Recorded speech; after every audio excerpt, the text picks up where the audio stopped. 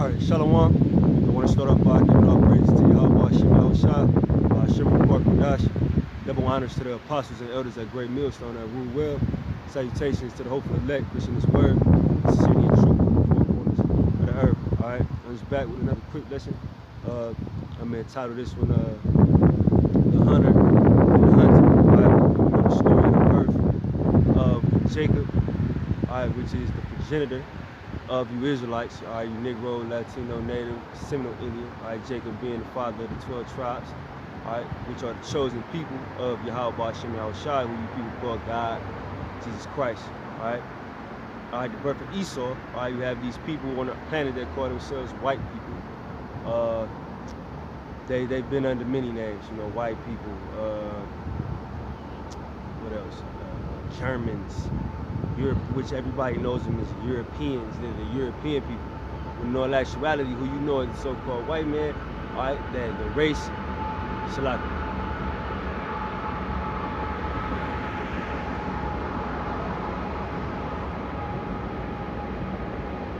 The race of people that call themselves so-called white people, or who call themselves white people, all right, they're Edomites, all right, the sons and daughters of Esau, all right. And we're gonna get into Genesis 25.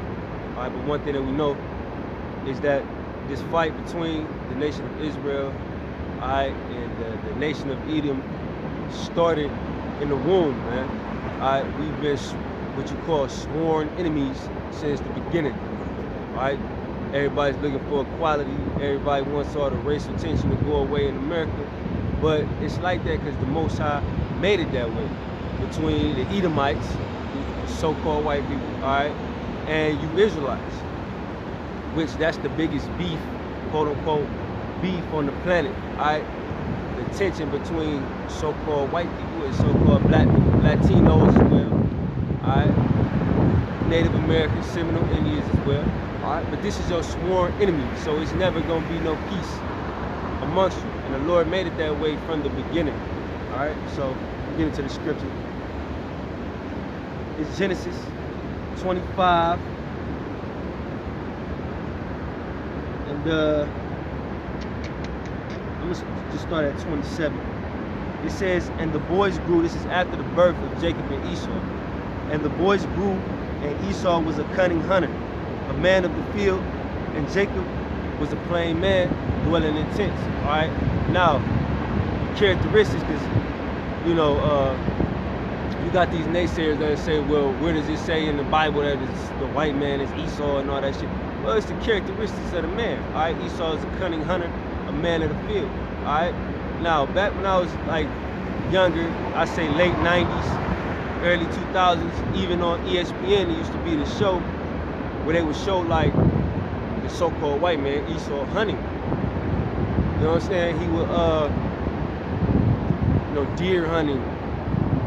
You know, one of the shows I really remember was like, it was like a bass fishing show where they would catch big ass fish and just throw it back into the goddamn water, man. You know, excuse my language, but they throw it back into the water. All right, this is the characteristics of Esau, who you call the so-called white man. He's a cunning hunter. All right, even his tactics that he used. He'll put a certain scent on himself, or he'll have like a duck whistle, or some type of instrument that emulates the sound of the animal that he's hunting. All right, this is his characteristic. Now, Jake hunt, we did everything first. Israelites, we hunt, but the difference between us and them, we didn't really hunt for sport, we hunted to eat. When you look at some of the rituals, for lack of a better word, for the Native American Seminole Indians, they prayed over when they killed an animal, they prayed over it, man. All right, they thank Yahweh Hashem Yahushua. These Edomites, the so-called white man, you know, in this whole nation, all right, they hunt for sport. All right, we hunted and we used every thing on an animal. If you caught a damn buffalo, you had a buffalo coat. You ate for a couple days, or however long it lasts. You had a buffalo coat. You used the hooves. You used everything off the buffalo, man.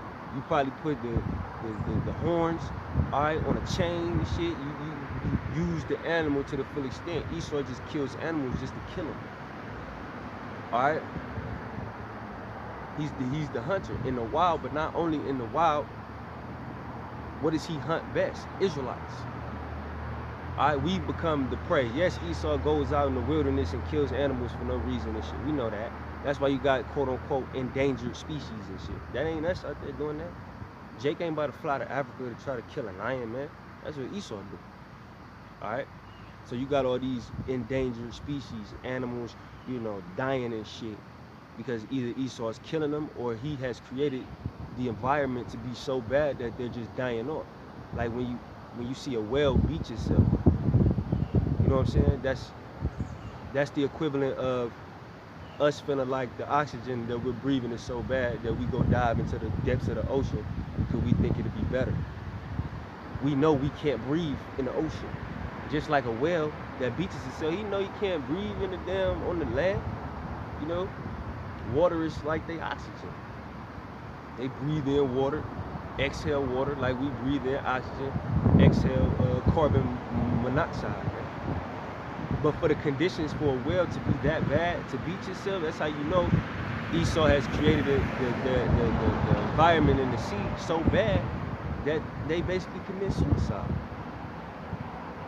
You know what I'm saying? All the waste that this guy, you know, Esau, all this waste that he dumps into the ocean, all right?